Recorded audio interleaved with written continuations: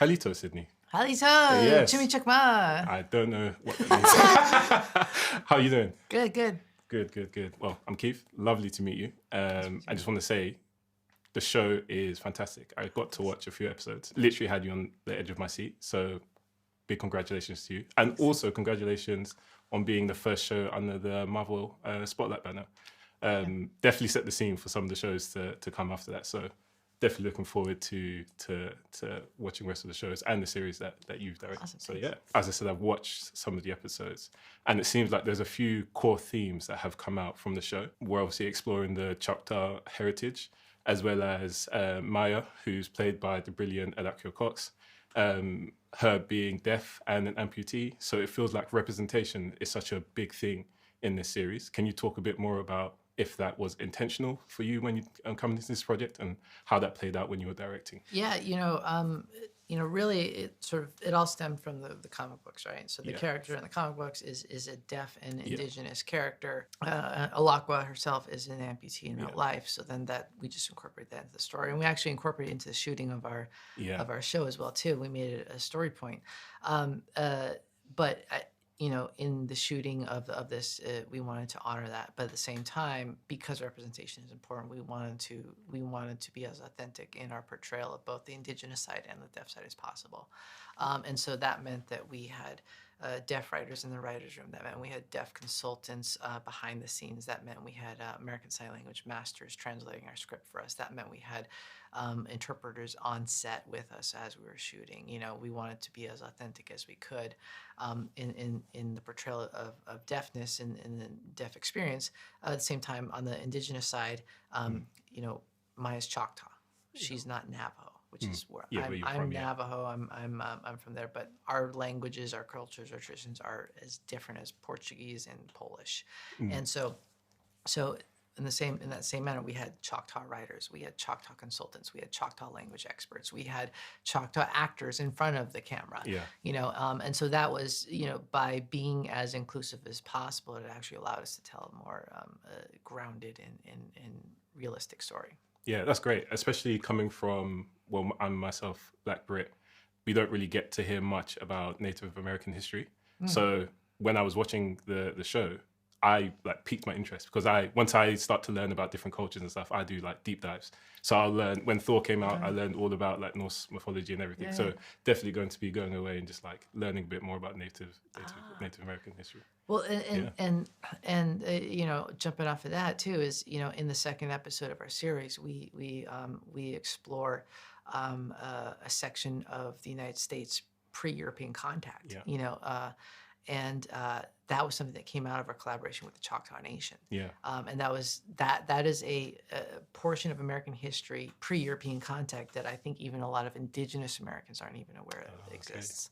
But I can't say more without spoiling it. But I think the scene I'm referring to. Yeah. You mentioned during the screening that you and the crew adapted some of the shots to accommodate for Alakio's performance, especially as she's using ASL to communicate. Can you talk a bit more about how and why that was important, and some of maybe the challenges or things that you overcame when shooting that? Yeah, I think going into directing the show, I had questions as a director, which was, can we sustain a 3, 4, 5, 6 minute scene between two characters where nothing is being verbalized? And in talking with my cinematographer, and as we were developing the visual language for the show, and simultaneously to that, we were all taking ASL classes, right? So myself, my department heads, we took sign language classes. And one of the things that we all learned is that in sign language, it's different than speaking, right? So between you and I, and us speaking, the words coming out of my mouth is that's the text of what I'm saying. But the way that I'm delivering those words, that's the subtext, right? So if you ask me, how are you doing? And I said, I'm fine. The text is, I'm fine. The subtext is, I'm fine. But if you said, how are you? And I said, I'm fine. There's a lot of subtext there. The text is, I'm fine. The subtext is, I'm not. And so in sign language, it's actually two things. One is when you sign, it's typically here. It's typically here.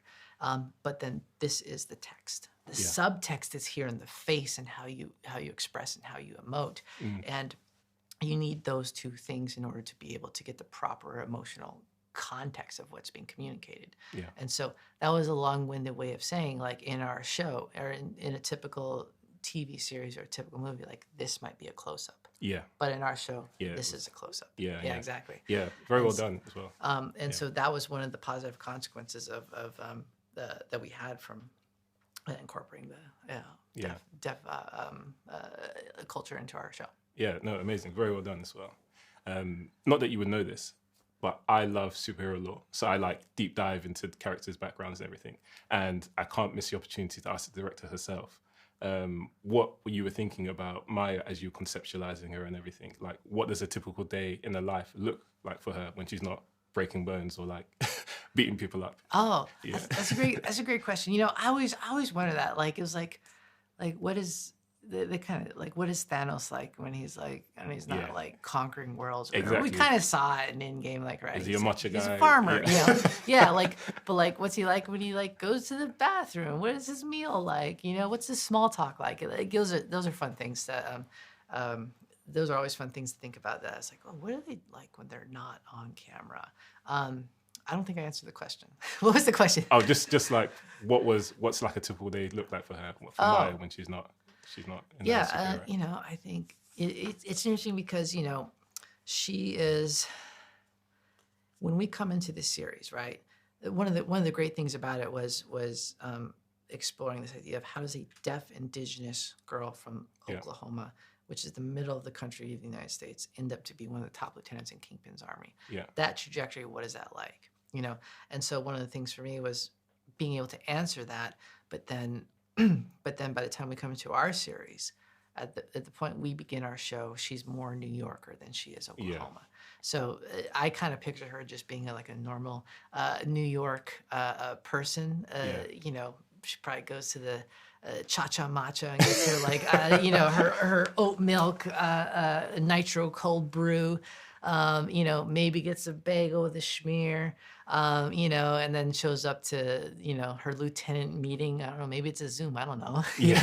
Yeah. All right. Who we killing today, guys? Yeah, exactly. I like to think of it in those terms. Yeah. No, that's great.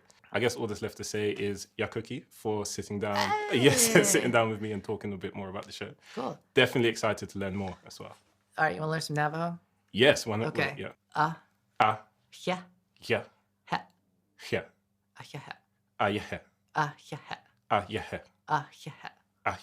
Oh, yes, good. Okay, cool. What does that mean? That means thank you in Navajo. Okay. I'm gonna memorize that. Yeah, great. Thank you. You're welcome. Great. Lovely to meet you as well. Nice. Thank you.